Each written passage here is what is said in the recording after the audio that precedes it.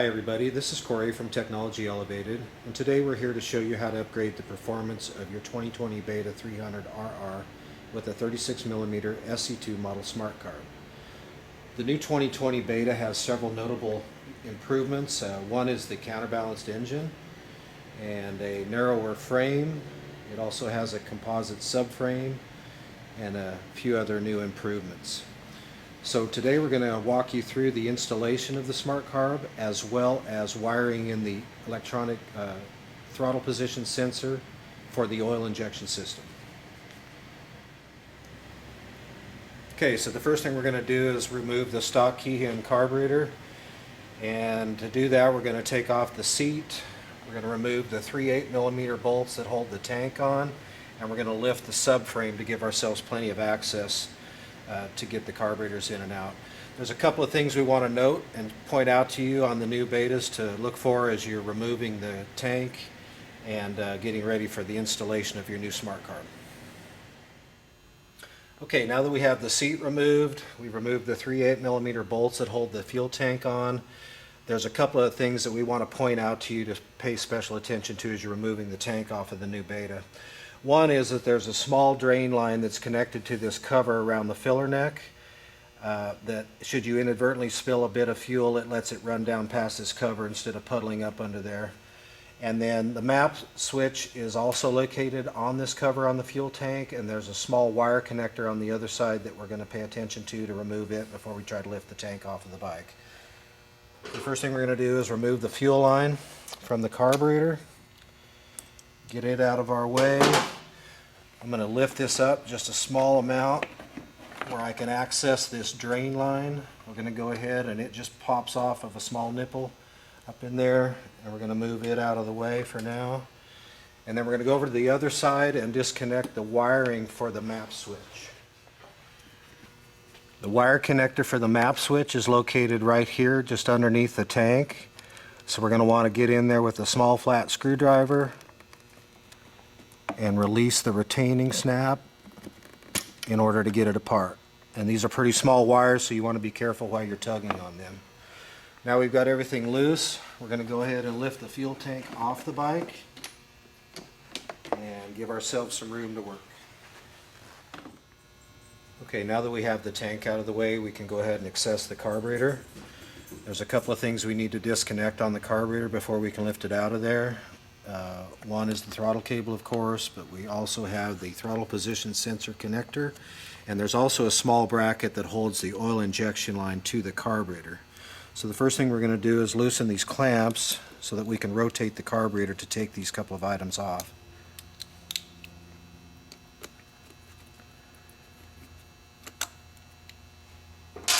Have the clamps loose, we're going to rotate it to the other side so we can access the screw for the clamp that holds the oil injection line on, and also the connector for the throttle position sensor.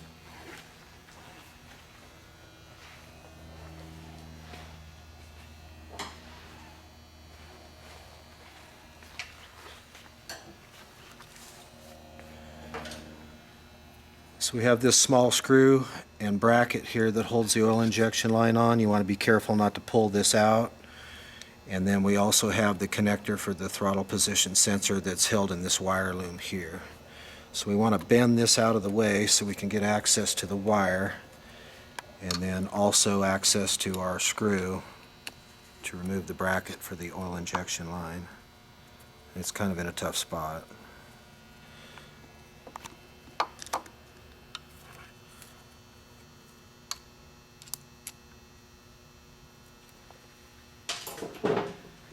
Now we have the bracket out of the way. We're going to locate our connector for our throttle position sensor, which is located right here under the frame.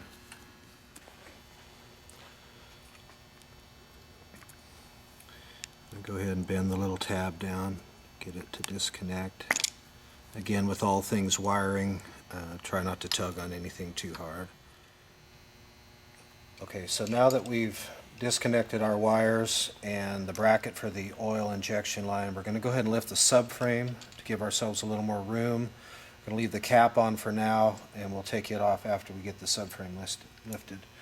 So to do the subframe, we have one bolt on each side, we have the pivot bolts, and we need to remove the silencer in order to tilt this up to get better access to replacing the fuel system. And quite a lot has been said about Beta's oil injection system. I believe they're about 4 years into the system now, and it's matured quite a bit.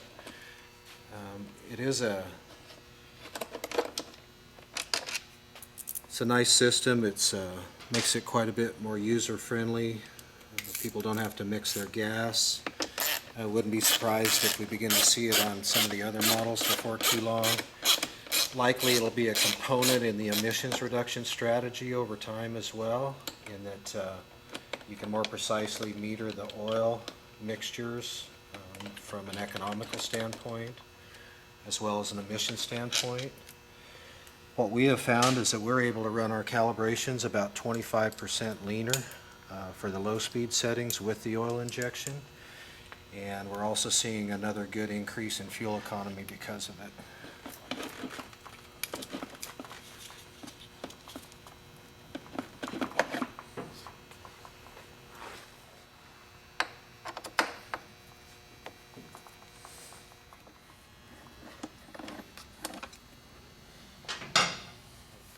Okay, now that we've removed all the bolts for the subframe and loosened the pivot points, we're going to disconnect the oil injection line from the intake boot as it's routed through the vent lines.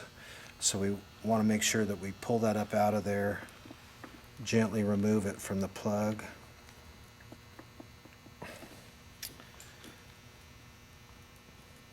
Okay. Now we can go ahead and lift our subframe up out of the way, paying attention to not let the carburetor come out of there just yet. Okay, so we're going to move the oil line out of the way. Just put it right there, kind of in a clean spot. And just tighten this pivot bolt just slightly so that our subframe will stay up and out of the way. Okay. Next we're going to want to slide the carburetor out of the boots just a little bit so that we can get to the cap screws.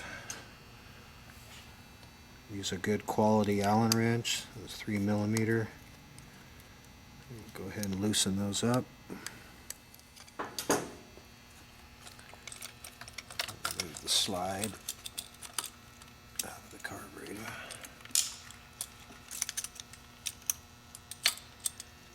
Out here where we can see it. We're going to go ahead and remove the slide to keep from damaging anything, get it out of our way so we can have a little bit more access to the carburetor. So we're going to go ahead and move that and just tuck it away over there.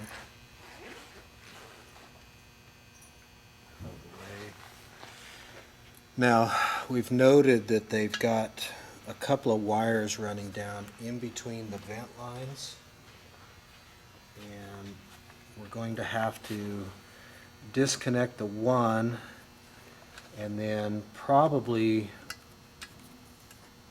disconnect one of the vent lines here so that we can get that out of there. They've kind of got it snaked in there, so you're going to want to just take a little bit of time here, move a little bit slowly, and get these wires taken care of so we can get the carburetor out of the way. I'm going to need a small screwdriver to get that one taken care of. Okay, again, these are small, delicate wires, so we want to pay special attention to them. Okay, so we've got one disconnected,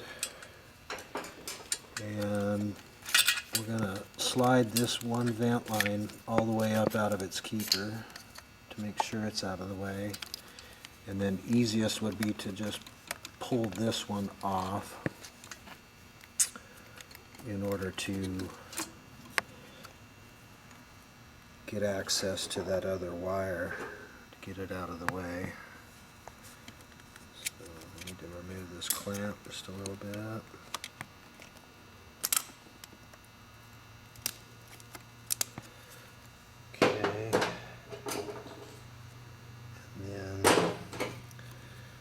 go ahead and remove the vent line on this side of the carb. There we go.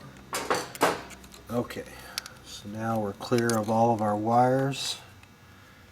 Everything looks good. Go ahead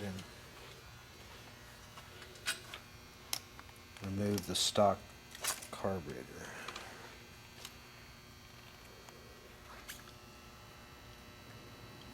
There it is.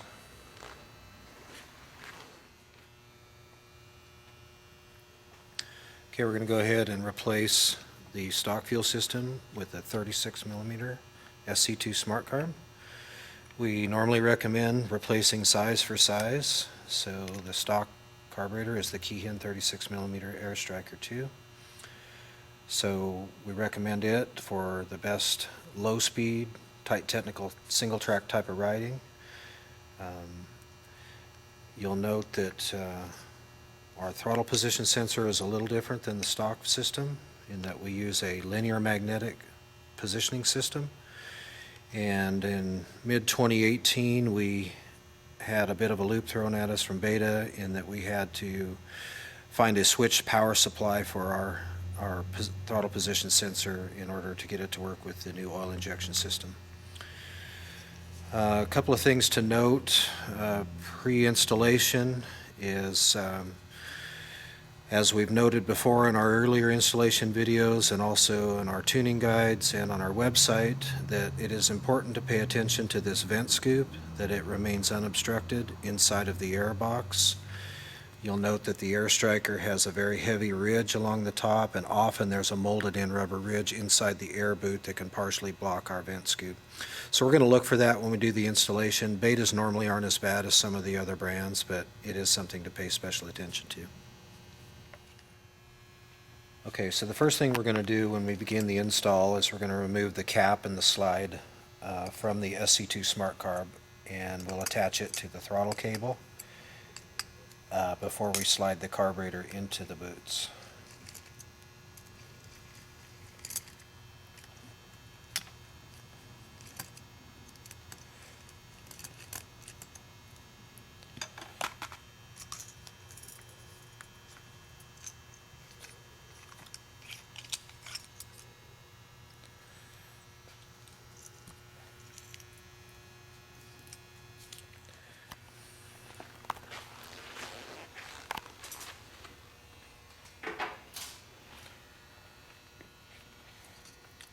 Going to attach the throttle cable to the cap by threading it in.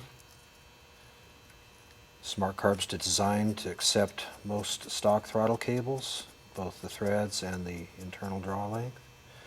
We recommend that you tighten that down very snug, and any adjustments we have to make we can do up at the handset. So we're going to go ahead and attach the slide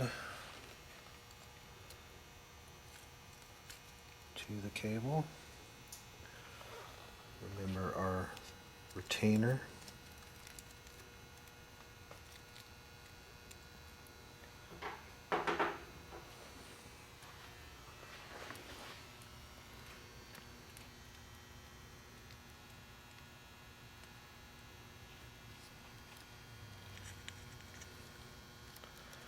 Make sure it's fully nestled into its notch. Go ahead and set that off to the side for now.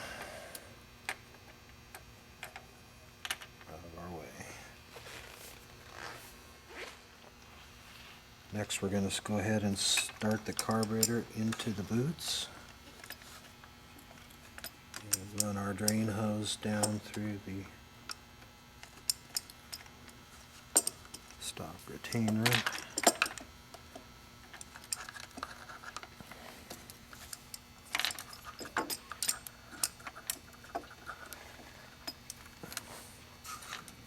Started into the air boot. Okay. Tilt it off to the side just a little bit in order to get our slide in without putting a lot of pressure on the cable. Being careful not to damage the metering rod.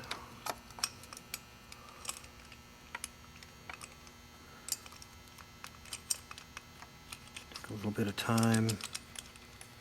Make sure the cable's nice and relaxed as the slide goes down. Okay.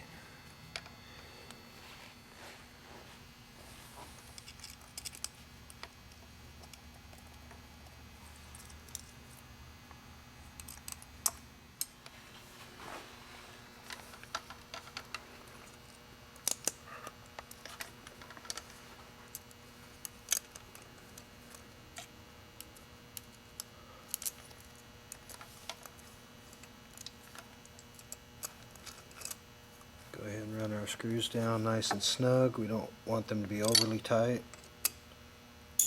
We do want a good seal on the cap.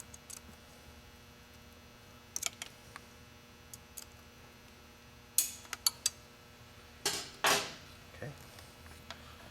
Run our dust boot down over the cable. Make sure that it's fully sealed.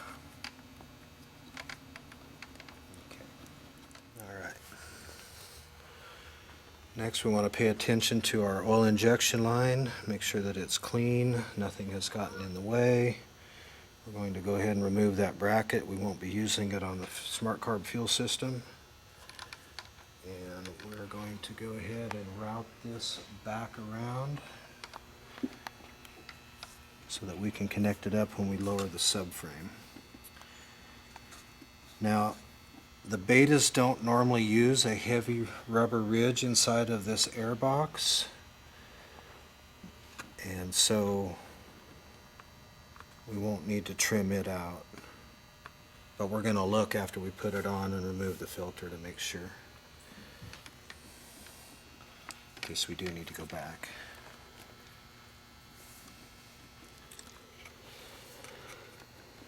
Again, pay attention to your oil injection line. Make sure it's up out of the way.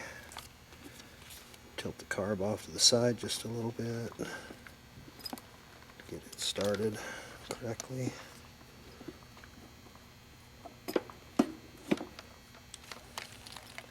Again, check our routing of our oil line. All looks good. I'm going to hook that up to avoid any dirt or anything getting in it as we button up the rest of our installation. It's a pretty small capillary hose. You want to make sure that it's fully seated on there and that there's no kinks in it on your installation.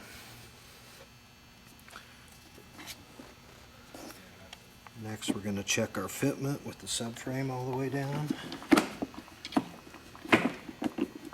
Sure our mud flaps in the way.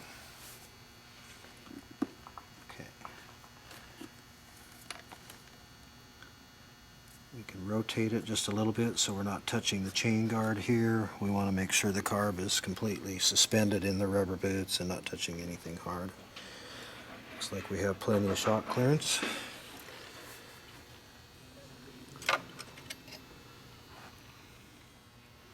Okay, now that we've got our subframe lowered back down over the carburetor, we've paid special attention to making sure that the oil injection line is not being pinched or any problems with that. We've also paid attention to make sure that the carburetor is fully suspended in the rubber air boots without touching anything hard, like it's kind of close to this chain guard here, so we've rotated it just slightly off to the side. We're going to go ahead and tighten down the subframe. But before we go much further, we're going to pull the air filter and look down inside the air boot to make sure there's no obstruction of the vent scoop before we go much farther. Okay, now that we've lowered the subframe and reattached the mounting bolts, we're going to pull the side cover and the air filter to look down in there to make sure that we have no vent scoop obstruction. We know on the Betas that they normally don't, and it's a little hard to see in there, but we're going to do our best to show you what that should look like in order to make sure there's no obstruction to the vent scoop during your installation. So I'm going to go ahead and pull this side cover. Betas really have them snapped on pretty good. A bit out of the way. I recommend a set of gloves when you're handling these filters, especially with the no-toil oil. They're very gooey. So we'll slip that out of the way and try to give us a line of sight down in there to see if that's obstructed or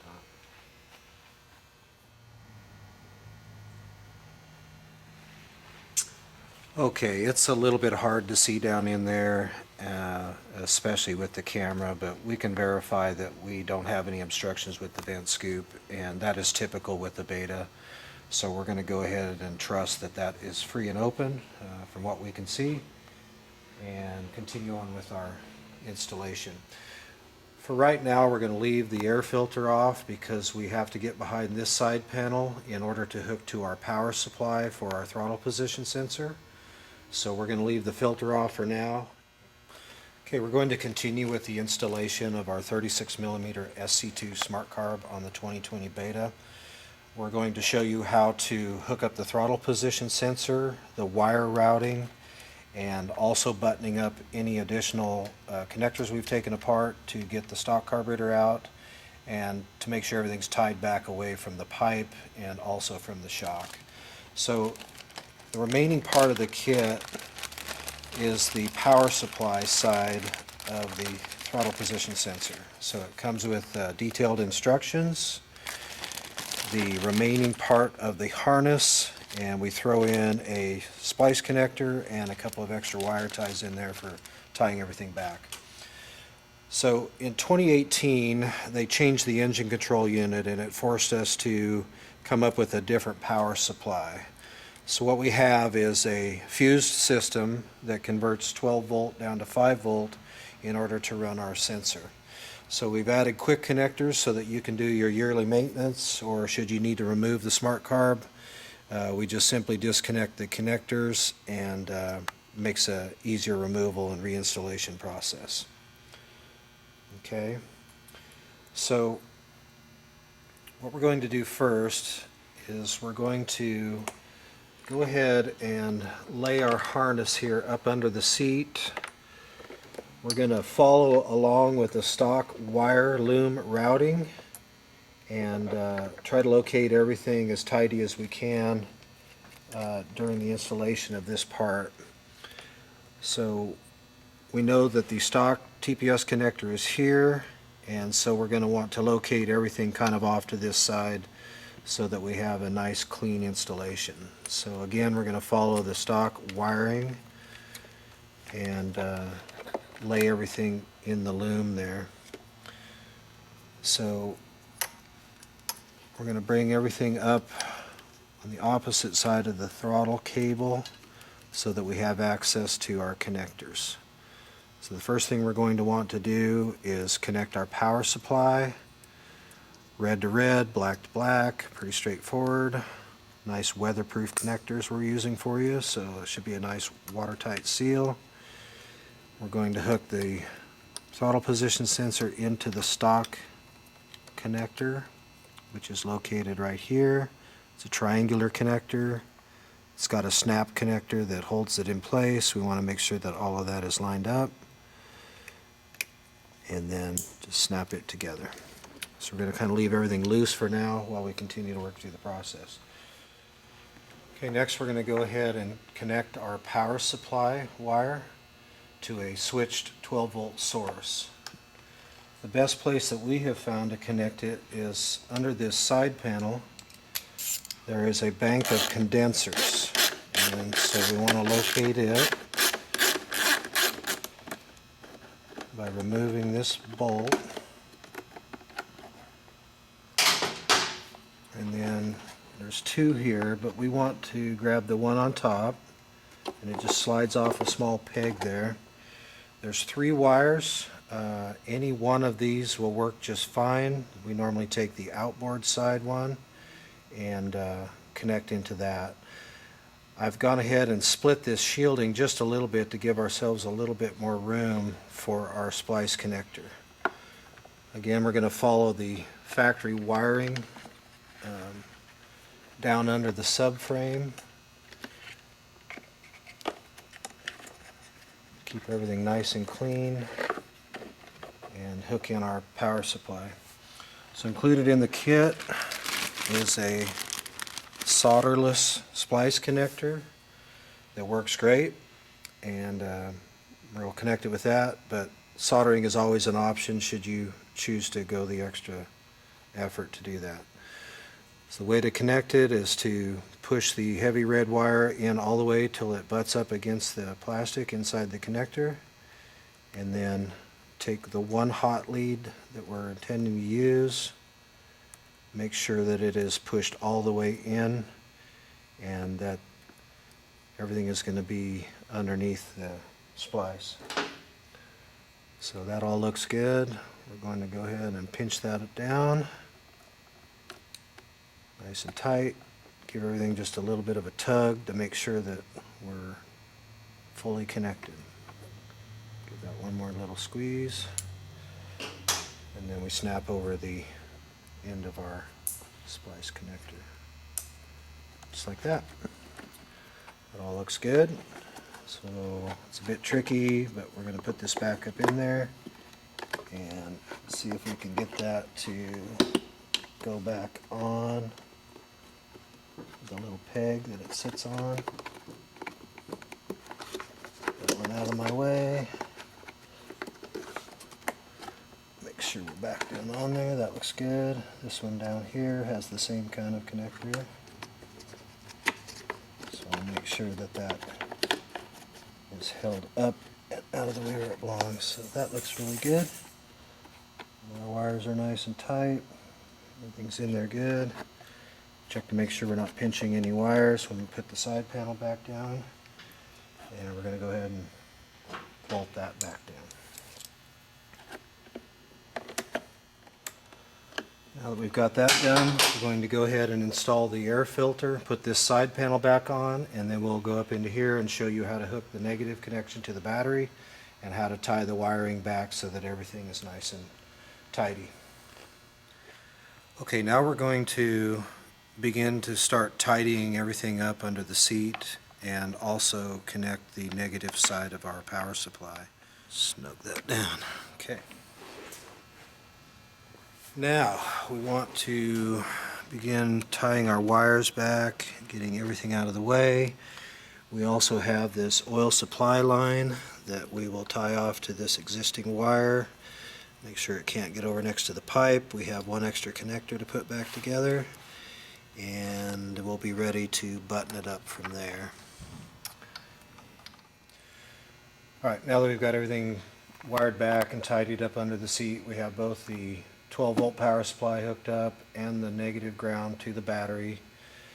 We have our dual connectors here. We're just going to tie them back. These are all up under the tank and out of harm's way, but we want to make sure that we're not have anything dangling that can come loose or anything later, so we're just going to attach right straight to the existing wiring harness, making sure that we're not kinking anything or causing any stress on our wires. So before I connect that one, I'm going to make sure that we have the oil line out of harm's way. And we're going to leave this loose because we don't want to pinch the line, of course, but we do want it to be secure so that it can't get over and rub on the pipe and melt a hole in it or anything like that. We'll go ahead and make our last connection here. What appears to be maybe the kill switch. Okay, so we have the stock bendable loom. We want to put this stuff back in there and take advantage of that so that everything is as it was before. So I'm going to go ahead and put our back hose clamp on.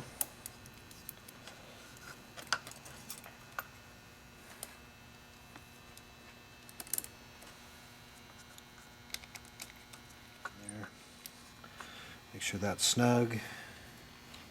Swap out my socket and tighten the front clamp. And then next will be to set our fuel tank back on, but sometimes these wires will come up over these bumpers. We want to make sure everything's out of our way and get Get ready to set the tank back on there.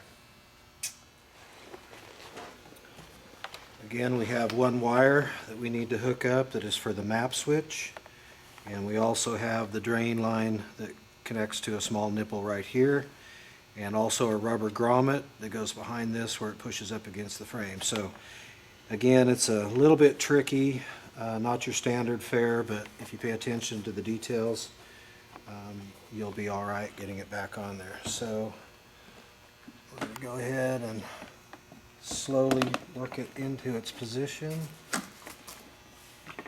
paying attention to this wire, that it is not on our rubber stop, and that it goes through the frame in order to connect to the other side. It looks pretty good. I'm going to go ahead and connect this hose now while I can still see it. Make sure your map switch is connected fully, otherwise it will trip a light on the dash. This could probably be glued on, so you're not fighting it during the time of installation or reinstall.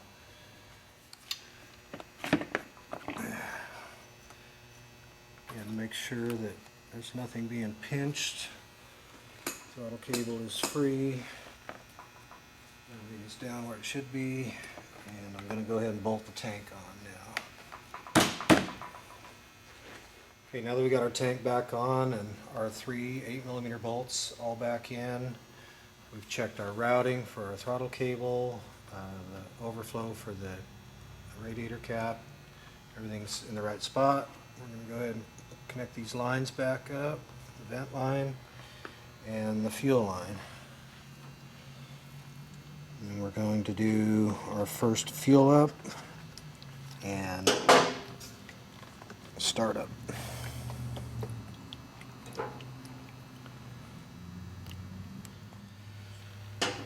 We have noted that we have a small warning on the choke lever, that we advise that the choke is open during the initial fuel up. That helps purge air out of the float bowl, keeps from drifting our check valves up, and lets the bowl fill the first time. So we're going to leave that up. Normally turn the fuel on rather slowly. Let the bowl fill up while it's purging air out of there. Okay, we're going to go ahead and leave the fuel on. Take that out of the way. Get it out of the way. And we'll leave the choke up for the first startup. You may note there's a bit of an air bubble in the oil supply line. That will quickly push through, and we'll double check that though while it's running to make sure that that pushes that air out of there. And we're going to put the seat on and let it down and take it outside and start it up for the first time.